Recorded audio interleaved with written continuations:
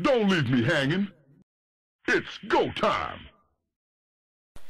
Hey everybody, it's Josh, and here we have Game 2 in a best of 3 between two German players, very good German players I might add. Maus Hasu, he is the red Protoss up here on the top of Lost Temple, and his opponent today is GoOdy, the purple Terran, down here on the bottom. So the first game we saw quite a lot of things go on. GoOdy actually took an economic advantage pretty quickly. He went mass mech against Protoss, which you don't normally see, but he made it work. The blue flame against the charging zealots was a great idea, and all those siege tanks being produced uninterrupted meant that GoOdy was able to overwhelm Hasu at his whim, and being able to take out that middle high yield expansion of Hasu with a single sieged tank basically is a really good strength of Terran on that map. So GoOdy did a good job taking all of his advantages and rolling them into one long good game against Hasu. So Hasu, in this best of 3, obviously wants to see a Game 3 because he wants to win. He is going to need to pull a win out here on this second map, and I have not seen the series already. I'm watching it for the first time just like you guys, so I apologize if I miss anything. I'll try to go back if it's blatant, but yeah, still shaking off the rust a little bit from my 2-week vacation. We'll get back into it, I promise. It'll be good. Good stuff.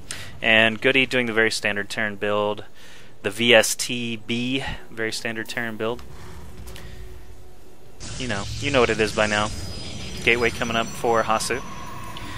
Usually, you'll see the same build by a Terran player or a Protoss player every single game until Cybernetics Core or until Orbital Command. Unless it's cheese. Unless somebody's proxying, in which case it's extremely obvious. Or if someone's going mass zealots or something like that.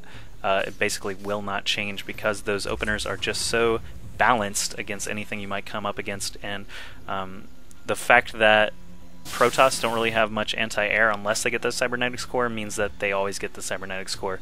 And the same kind of goes for Terran. They can actually go 5 racks and be okay, but the Orbital Command, of course, is the most economic, It's the best thing you can do basically for Terran early game is get those mules pumping away as fast as possible. So Hasu checking out the base of GoOdy. He saw basically everything there is to see.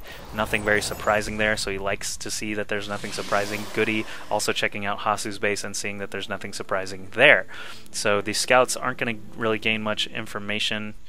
Aren't really going to gain much information until about a minute from now, when they can see when those build orders really start to branch off. A Reaper coming out now for GoOdy, so despite having a very standard opening, he could have gone Marauders like he did last game, but instead does get a Reaper out first. Let's see what he is able to do with this. If you look at the production tab, there's actually a factory coming in for GoOdy as well. There was a Zealot already there to block the Reaper. I cannot believe Hasu's great foresight to see that coming, but however,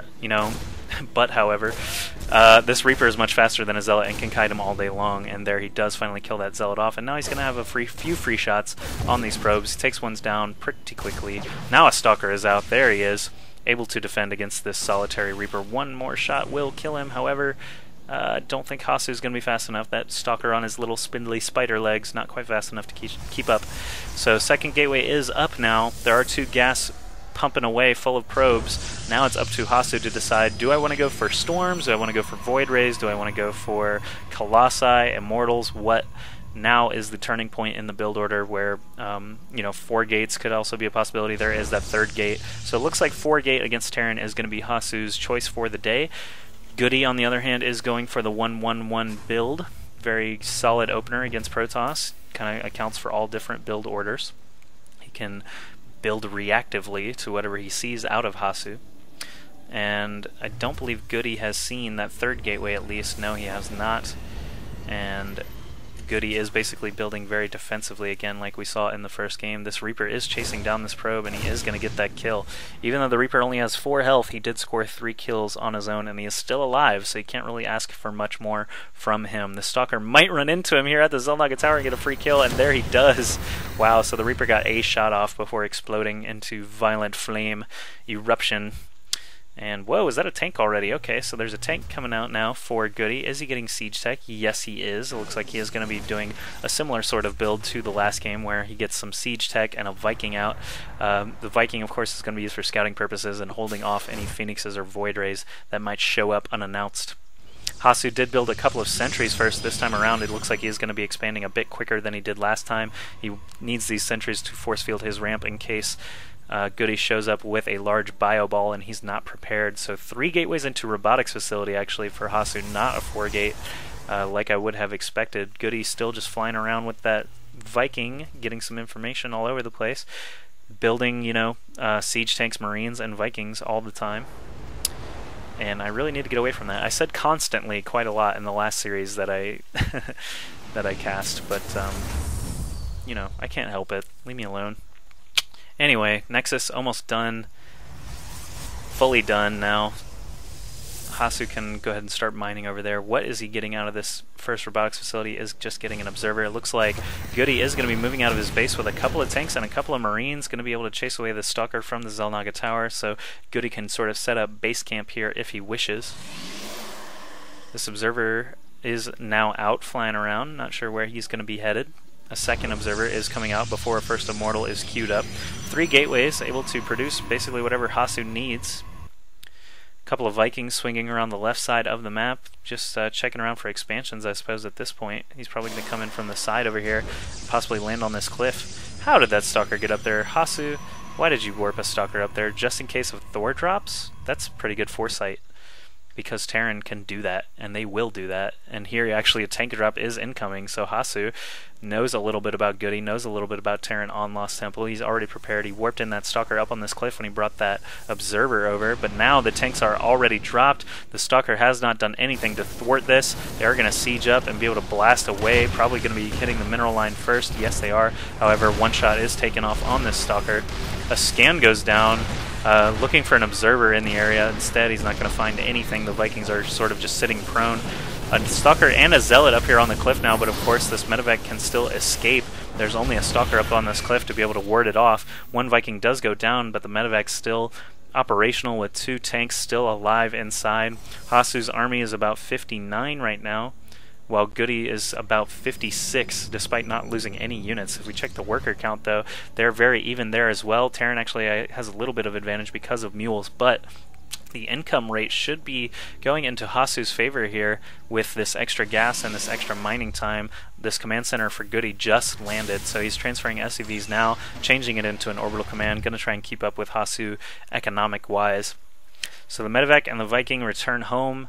Hasu's got eyes in the sky all over the place, observers checking things out.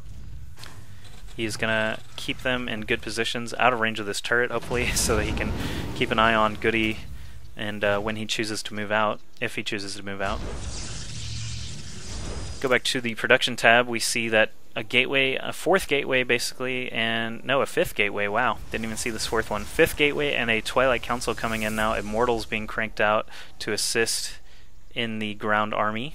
It looks like he is breaking down the destructible rocks over here at his high yield, so both players look like they're gearing up for a longer game yet again. This Immortal certainly helps breaking down these rocks. Boom, boom, boom. And the rocks are down for the count. Hasu can pretty safely expand there with these cross positions. GoOdy has tanks sieged up all over his base. He's constantly building SCVs, Hellions, another factory just came up, an armory is now completed, so he's got 3 factories, not quite the 4 that we saw last time, but still quite a lot of factories against Protoss. GoOdy is a fan of mech versus Protoss, if you haven't figured it out after the first game and now this game. So Hasu actually has the best map control here. He could expand over here if he chose to. He has all the Xel'Naga towers covered. He's got stalkers patrolling up here on his cliff to prevent any sort of dropping action. Another observer comes out. He really likes to have his vision be as wide as it can be. Psystorm being researched now, and Zealot Charge, so it looks like we're going to see a little bit of a repeat from the first game as far as strategy. No Stargate this time around though, so no Void Rays are going to be showing up at the end of the game to do essentially nothing against a bunch of tanks and Vikings. Looks like he learned a little bit, or is modifying his build a little bit to account for that. But coming out of these factories, we still see a ton of Hellions and a ton of tanks. Did he get the Blue Flame already? Yes, he did. The armory is finished, but no Thors are coming out just yet. A 4th factory is being tacked on now, so he'll be up 4 factories, a single starport, and a single barracks. Looks like bio is not even going to be considered for the rest of the game.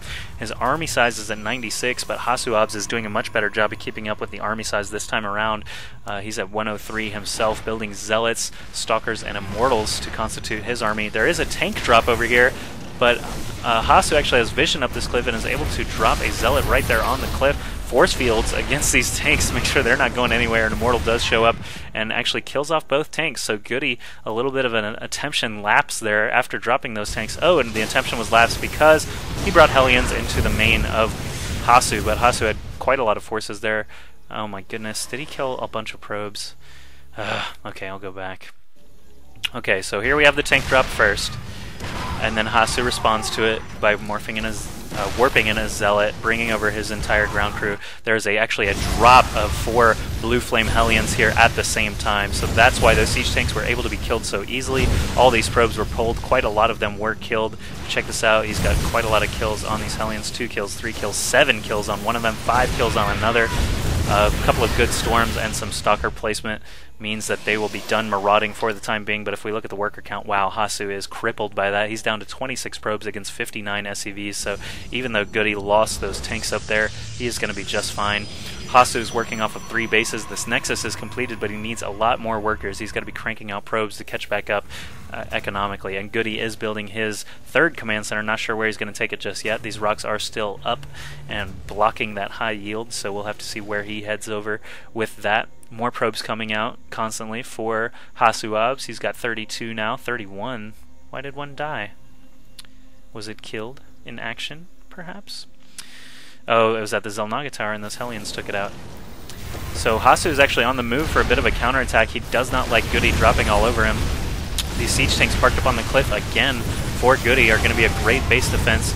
He's got still a handful of Immortals. No, he's only down to 1 now. Some good force fields trap a single Hellion, so at least he got that out of the deal. But Hasu's army is dwindling now. He's down to 89 when he was over 100 just a moment ago. And GoOdy is back over 100, up to 120 army. A couple of Hellions scooting in here. Let's see what they're able to achieve. Really nothing. And they're just surrounded by stalkers and killed quite quickly. Hasu's worker count up to 38 now, still against 67 SCVs. It's not very good, and GoOdy is taking this island expansion, and Hasu